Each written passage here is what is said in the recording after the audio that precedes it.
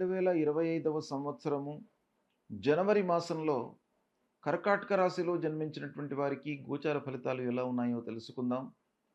కర్కాటక రాశి వారికి ఈ జనవరి మాసంలో 14వ తారీఖు వరకు 6వ స్థానంలో సూర్యుడు అనుకూలంగా సంచరిస్తున్నాడు. 14 నుండి మాసాంతం వరకు 7వ స్థానంలో ప్రతికూలంగా ఉన్నాడు. కుజుడు జన్మస్థానంలో సంచరిస్తున్నాడు, వక్రించి ద్వాదశంలోకి వస్తున్నాడు. ఈ రెండు స్థానాలు కూడాను ప్రతికూలంగా ఉంటాయి. ఇక బుధుడు 5, 6, 7 స్థానాలలో సంచరిస్తున్నాడు, మిశ్రమంగా ఉన్నాడు. శుక్రుడు 28వ తారీఖు వరకు 7వ స్థానంలో సంచరిస్తున్నాడు, ప్రతికూలంగా ఉన్నాడు. మాసాంతం ఒక 3 రోజుల మట్టుకు అష్టమంలోకి ప్రవేశిస్తున్నాడు, చివరిలో అనుకూలంగా ఉన్నాడు. శనీశ్వరుడు 8వ స్థానంలో ప్రతికూలంగా ఉన్నాడు.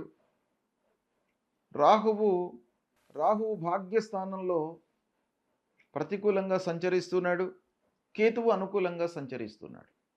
ఈ విధంగా గ్రహస్థితి ఉంది. కనుక ఓవరాల్గా మనం చూసినట్టయితే కర్కాటక రాశి వారికి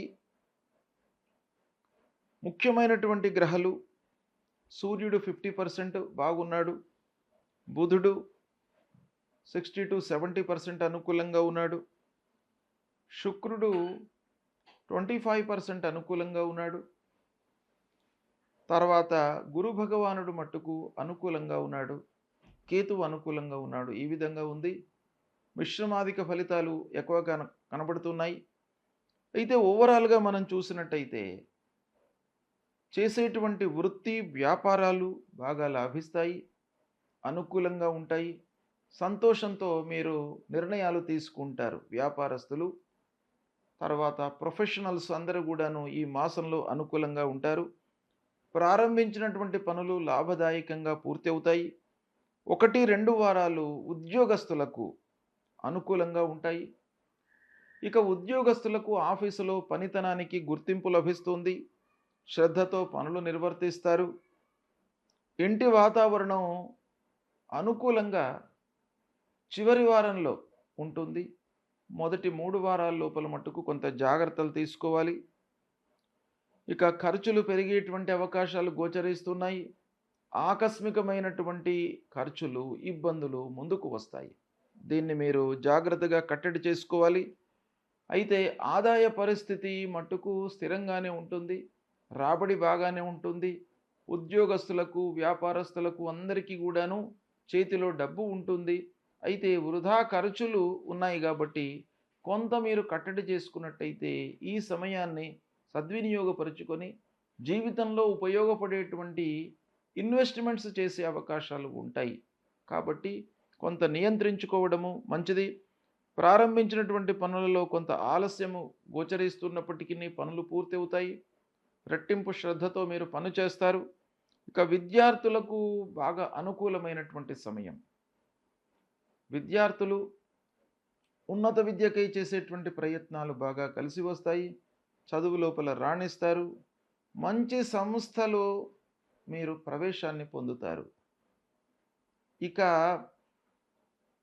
విదేశీయానం, ఉన్నత విద్యకై విదేశాలకు వెళ్ళేటువంటి వాళ్లకు కూడాను ఈ మాసం కొంత అనుకూలంగానే ఉంది.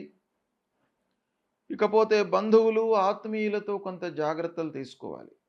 అనవసరమైనటువంటి గొడవలు, మనస్పర్ధలు వచ్చేటువంటి అవకాశాలు ఉన్నాయి కాబట్టి కొంత జాగ్రత్తలు తీసుకోండి. ఇక సంయమనంతో, ఓపికతో ఉండడం అనేటువంటిది ఈ మాసంలో మీకు బాగా అవసరము. చిన్ననాటి స్నేహితులను కలుసుకుంటారు. వాళ్ళను కలుసుకోవడం మూలకంగా కొంత ఖర్చులు పెరిగే అవకాశాలు ఉన్నాయి. అయితే కొంత ఆత్మసంతృప్తి, చిన్ననాటి మిత్రులను కలుసుకుంటున్నాను అనేటువంటి ఒక సంతోషము, ఆనందము మీ లోపల కనబడుతుంది. అయినప్పటికీ ఖర్చులను మట్టుకు కొంత జాగ్రత్తగా చేసుకోండి. ఇక సంగీత, సాహిత్య, సినిమా రంగాలలో ఉన్నటువంటి వారికి మొదటి 3 వారాలు కొంత అసంతృప్తిగా ఉంటారు. దాని తర్వాత చివరి వారంలో మట్టుకు మీకు బాగా కలిసి వస్తుంది. కొత్త పనులు ప్రారంభిస్తారు, కొత్త అవకాశాలు వస్తాయి. ఆదాయం మట్టుకు పెరుగుతుంది, ప్రయాణాలు అనుకూలిస్తాయి. ఈ విధంగా మిశ్రమమైనటువంటి ఫలితాలు మీకు ఈ కర్కాటక రాశి వారికి జనవరి మాసంలో కనబడుతున్నాయి.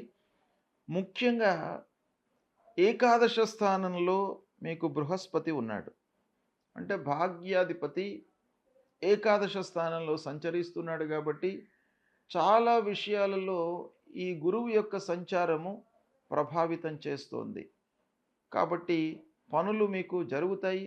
కొంత మనస్సు నిలిపి మీరు పనులు చేసినట్టయితే చాలా విషయాలలో సత్ఫలితాలను పొందే అవకాశాలు ఉన్నాయి. వివాహాది శుభకార్యాలు చేస్తారు. గృహ నిర్మాణాది కార్యక్రమాలు చేపడతారు. అయితే ఆకస్మికంగా కొన్ని ఇబ్బందులు మట్టుకు ఉండే అవకాశాలు ఉన్నాయి శని అంగారకుడి యొక్క స్థితి మూలకంగా. కనుక కేవలము అదృష్టం పైననే ఆధారపడకుండా మీ ఎఫర్ట్స్ పెట్టడం చాలా అవసరం ఈ మాసం లోపల. అది మీరు చేసినట్టయితే ఇంకా మరిన్ని సత్ఫలితాలు పొందేటువంటి అవకాశాలు ఉన్నాయి. అయితే ఈ మాసంలో మీకు ఏ గ్రహాలు ప్రతికూలంగా ఉన్నాయి అనే విషయాన్ని చూసినట్టయితే అష్టమ స్థానంలో శనీశ్వరుడు సంచరిస్తున్నాడు. ముఖ్యంగా 8వ స్థానంలో శని భగవానుడి యొక్క సంచారము మీకు కొంత ఇబ్బందిని కలిగిస్తుంది. సప్తమ అష్టమాధిపతి అయినాడు, దశమాన్ని చూస్తున్నాడు. ఇలా ఆ శని అష్టమ స్థానంలో సంచరిస్తున్నటువంటి సమయం లోపల వ్యాపారస్తులకు కూడాను పార్ట్నర్స్తో ఇబ్బందులు, ఆకస్మికమైనటువంటి నిర్ణయాలు తీసుకోవడం మూలకంగా గ్యాప్ ఏర్పడేటువంటి అవకాశాలు ఉంటాయి. ఆరోగ్యపరమైనటువంటి సమస్యలు కూడాను ముందుకు వస్తాయి. కాబట్టి తప్పకుండా శని ప్రీత్యర్థమై మీరు పరిహారాలు చేసుకోవాలి. 1కి 4 సార్లు మీరు ఆలోచించి నిర్ణయాలు తీసుకోవాలి. ముఖ్యంగా శని విషయం లోపల మూలమంత్రాన్ని ప్రతినిత్యం కూడాను పఠించండి. నీలాంజన సమాభాసం రవిపుత్రం యమాగ్రజం ఛాయా మార్తాండ సంభూతం తం నమామి శనైశ్చరం అనేటువంటి మూలమంత్రాన్ని ప్రతినిత్యం కూడాను మీరు జపించండి. 19 సార్లు మీరు జపించినట్టయితే ఆ శని భగవానుడి యొక్క అనుగ్రహం లభిస్తుంది. నవగ్రహ దేవాలయానికి వెళ్ళండి. నవగ్రహ దేవాలయంలో పశ్చిమ దిశ లోపల శనీశ్వరుడు ఉంటాడు. ఆ శని భగవానుణ్ణి నువ్వుల నూనెతో అభిషేకం చేయండి. నువ్వులు, నల్లటి వస్త్రము, ఇనుప ముక్క మీరు దానం ఇవ్వండి. తర్వాత ఆంజనేయ స్వామి దేవాలయానికి వెళ్ళండి. శివాలయానికి వెళ్ళి ప్రతి శనివారం కూడాను మీరు అభిషేచనం చేసినట్టయితే ఆ శని భగవానుడి యొక్క అనుగ్రహం లభిస్తుంది. అపమృత్యు దోషాలు వెళుతాయి. శనీశ్వరుడికి మీరు పంచామృతాలతో అభిషేకం చేసినట్టయితే శనివారం పూట ఈ అష్టమ స్థానంలో సంచరిస్తున్నటువంటి శని భగవానుడి యొక్క ఆ దుష్ప్రభావం ఏదైతే ఉందో దూరం అవుతుంది. ఇక అంగారకుడు జన్మ ద్వాదశ స్థానాల్లో సంచరిస్తున్నాడు. జన్మస్థానం కర్కాటక రాశిలో సంచరిస్తున్నాడు, నీచలో సంచరిస్తున్నాడు. గనక మీరు అనవసరమైనటువంటి గొడవలలోకి వెళ్లకుండా ఉండడానికై ఆ సుబ్రహ్మణ్య స్వామి దేవాలయానికి వెళ్ళండి. మీకు అలాంటి మనస్థితిని ఇస్తాడు. మనం కావాలని గొడవలలోకి వెళ్ళకపోయినప్పటికీ ఏదో రకమైనటువంటి ప్రోద్బలం వస్తుంది మనకు గ్రహస్థితి బాగలేనట్టయితే.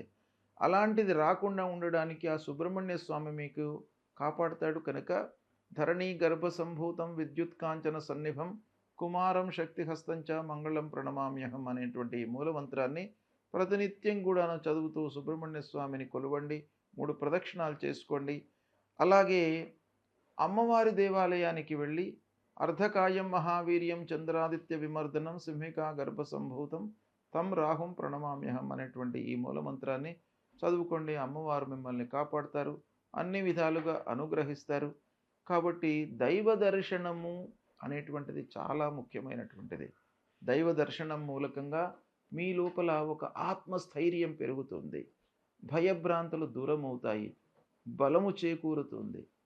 అది ఆత్మబలము, మానసిక స్థితి దృఢంగా ఉన్నట్టయితే మీరు చాలా పనులు చేయగలుగుతారు. కాబట్టి దైవ దర్శనము, గురు సందర్శన, పెద్దలను సందర్శించుకోవడము, తల్లిదండ్రులను సేవించడము ఇవి చేయండి. మీకు శుభ ఫలితాలు కలుగుతాయి. శుభం.